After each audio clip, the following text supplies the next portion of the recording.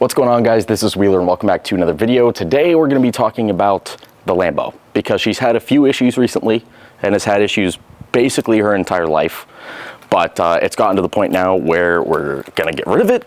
So I kind of wanted to do this video going over how expensive this car has been to own over the last 8 years or so, how many times it's broken, how unreliable it has been, and why I believe that this car is in fact a lemon. And I have actually printed out pretty much all of the service records from this car's entire life, minus a few of the recent ones, and then obviously another one will be made whenever this gets towed to the dealer. But yeah, so I'm gonna pull up a seat and go through the story of this car and all the issues it's had. So it should be a fun one or a sad one, kind of depends. All right, so we are seated. We got our water because it's currently like 96 degrees out here in Florida, so we're gonna make sure to stay hydrated. Cheers, my friends. So I guess let's first start with a little bit of the history of this car. So we've had this car since it was brand new. We got it in like January of 2015, and it's now 2023, so we've had it over 8 years. In those 8 years, we've put on almost 19,000 miles on the car as it sits right now. It's been everywhere, so it's been pretty much in every state from here to Maine on the east coast of the US. It hasn't been anywhere out west, but it's been through the Smoky Mountains. It's been all through New York, New Jersey, Massachusetts, Vermont. It's been from DC to Nashville. It's been around, and I've absolutely loved driving it whenever it does work, because it's provided me with a lot of cool experiences, got to see a lot of cool roads with it, and I'm grateful for that. And I'm gonna preface this whole video with saying, I know these are very first world problems, quote unquote, rich people problems. Oh no, my Lamborghini is breaking. I get it. There are far worse problems. This is a minor one in the grand scheme of things, but for the price, you can't just ignore these faults, and they are real and they do inconvenience you when you are driving the car, because at the end of the day, it's still a car getting you from A to B, whether you have an important appointment to be at or you're just going to dinner. You want your car to be reliable, and this one has not been. And I also know that this is not all Lamborghinis. I know many people with Lamborghinis that haven't had any issues. I know issues are far more common with the V12s. The Huracans, or that V10 in the Huracan has been relatively reliable from what I've seen. The V12s are definitely more prone to these issues. Case in point. But yeah, so I know that this is a high mile car for its age, believe it or not. And for this type of car, these cars typically don't get driven even 2,000 miles a year. So the fact that this has been driven almost 20,000 miles in under 10 years is a lot. It's definitely gotten around. All right, so we're gonna start with some of the issues here. So the biggest issue this car has had, the most expensive one, thankfully it was under warranty, so nothing had to have been paid out of pocket, but should have known from the start that something was wrong. This car in March 27th of 2015, mileage in whenever it got to the dealer was 1374. So it had just over 1,000 miles on it. I still remember the day I was driving the car, went to go show it to a buddy of mine, literally just in the same neighborhood, didn't go over 25 miles an hour, drove it to his house, showed him the car. I turned it off naturally when I got there, went to turn it back on, wouldn't shift into any gear. The whole car was just like jerking like crazy. All the engine lights were on. Something was obviously very wrong. I hobbled it to my house at the other end of the neighborhood, but it wouldn't go above like 16 miles an hour and wouldn't shift into gears. So it was taken to the dealer. As per the paperwork here, this Lamborghini has been towed to Lamborghini Orlando for the following repairs/service. They said customer states check engine light came on, clutch overheat light came on, and vehicle would not move. Their solution, replace engine assembly. So they replaced the entire engine at 1,300 miles.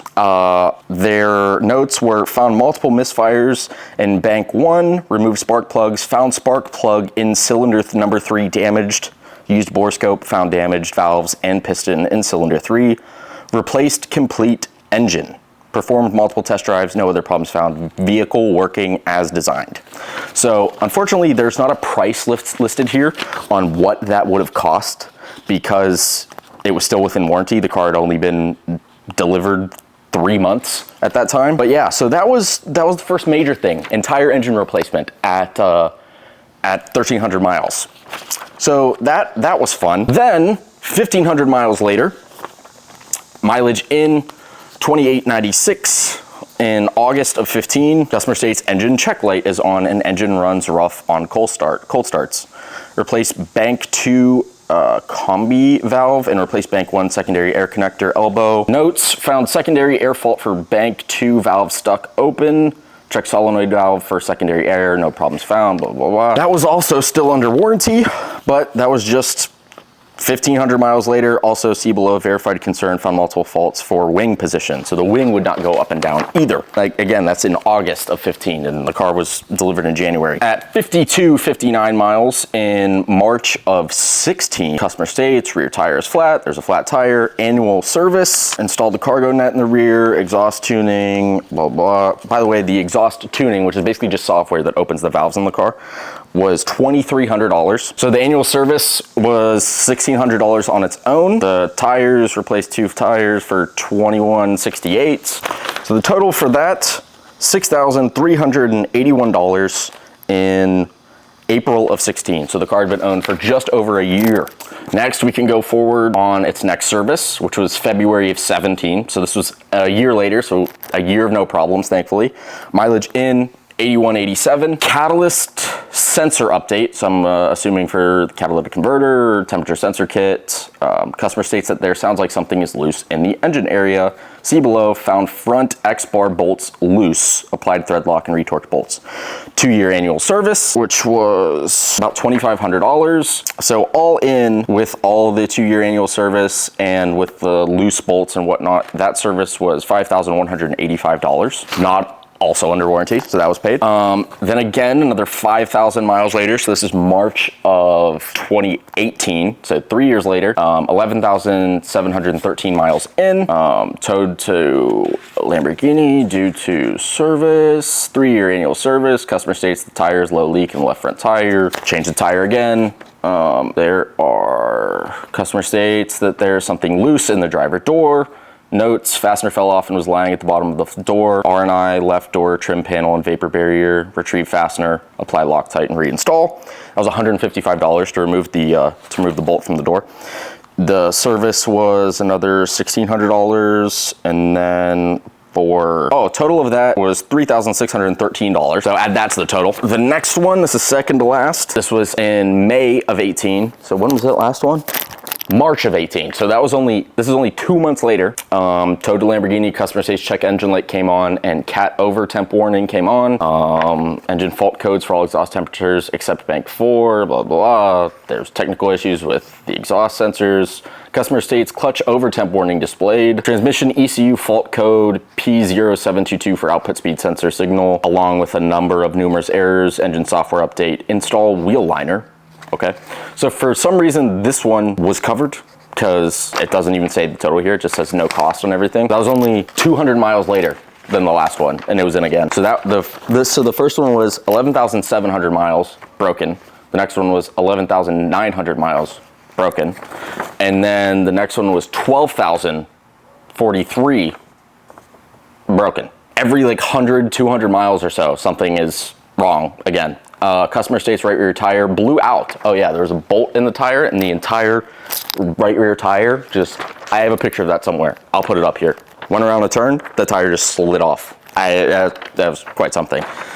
Replacement of E-gear pump relay, order parts when required. Repair for that was $2,447. And that was of October 18. So this is just service records up to October 18. Since then, the car has probably been in service another 6 or 7 times for always like numerous just like little things, like a sensor went bad, or the wing won't go up anymore, or there's some type of error that's preventing it from shifting a gear, but then they go and it's supposedly fixed. The most ridiculous thing was they took the car, I dropped the car off because it was having an issue. I think it was like a clutch over temp sensor, because that happens all the time apparently. It was there for a few weeks. They got the part from Italy, they installed it, said it was ready to be picked up, went and picked it up, and on the way home, same thing, broke again. So I had to get it towed back to the dealer same day, and of course, towing was not covered. so had to pay towing as well. And then picked it up again, I think like 2 weeks later, and then it broke again. And because the belt shredded to pieces somehow. Took the AC and the power steering completely out, had to get towed again. And now we've had it back for the last, I think like 2-3 months, and it's been like relatively okay. But again, tried to drive the other day, and engine light and amongst other various lights and codes, so needs to be taken back again. But this is the last time that it will be taken back, because upon getting it serviced, we're just gonna leave it there for sale. I'm not entirely sure what it would be sold for. I know whenever we talked about trade-in value a couple months ago, they offered $260,000. Keep in mind, this car brand new was about $490,000. So it's definitely taken a large hit of depreciation, but that's to be expected with the amount of miles on the car. So obviously, I know it's a high mile car. I know it's gonna be worth far less. That on top of the numerous amount of service records and problems it's had, it does not surprise me. I'm actually surprised it's not lower. So it's gonna be dropped off, and hopefully that's the last issues that we have with it, because it will be someone else's problem. I'm not sure how they're even going to attempt to sell it, because I'm assuming they're gonna have to make it known of the mountain of service records that this car has had. All in all, there'll be a total somewhere up on screen that I haven't calculated, but it has been, at this point, not including the services that it's had since these service records were done, the other like 6 or 7 services, it's been in like the tens of thousands of dollars to keep this car maintained, to keep fixing everything that's wrong. And I know that this car is basically a lemon based on the first service report, because it was dropped off in March of 15 for that first, when the engine exploded. It was dropped off in March of 15 whenever that happened, and we didn't get it back till, what was the next service? We didn't get it back till I believe like November or December. So it was gone. And I believe Florida lemon law is if a car has needed service for more than 180 days out of like the first year or something like that, maybe it's 90 days, that it's a lemon.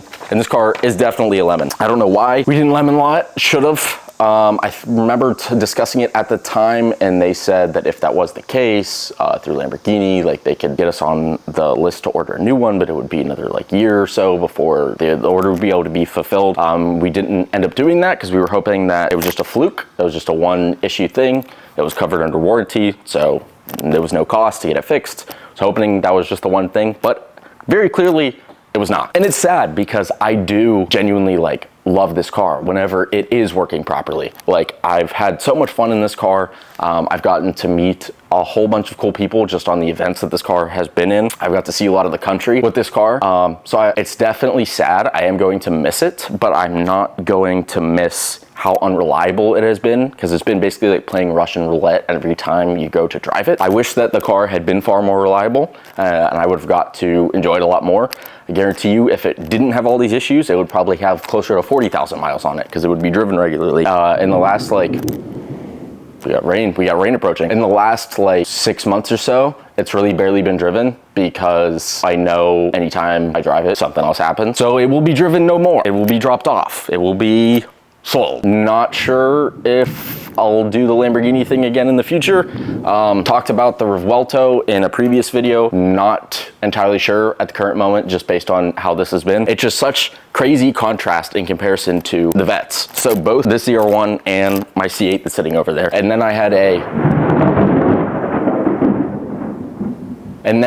a 2016 Corvette Stingray that I put 70,000 miles on before I got rid of it for the C8. And between all 3 Vets, none of them ever have been in the shop for anything other than routine maintenance.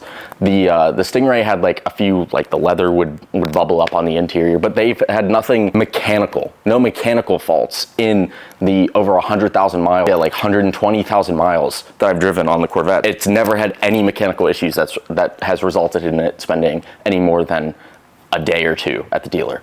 And that's just what makes me keep wanting to buy these, just because they're so much fun, especially this one. So fast, yet you can drive it every day, and it's reliable. I mean, even the C8 still have cylinder deactivation, so I can get like 26 miles to the gallon on the highway, which is crazy. And that's why I just keep going back to these cars because they've proven to me anyway to be reliable, and this one has not. So not a great time, but it is what it is. I'm still extremely blessed to be able to have these opportunities with these cars regardless, to be able to drive this car even with the issues that it's had, and I'll always love like the memories of this car. So much fun, but can't deal with the headache quite anymore. It's getting a little crazy. It's been a little crazy, but so that is pretty much it for this video. Let me know what you got.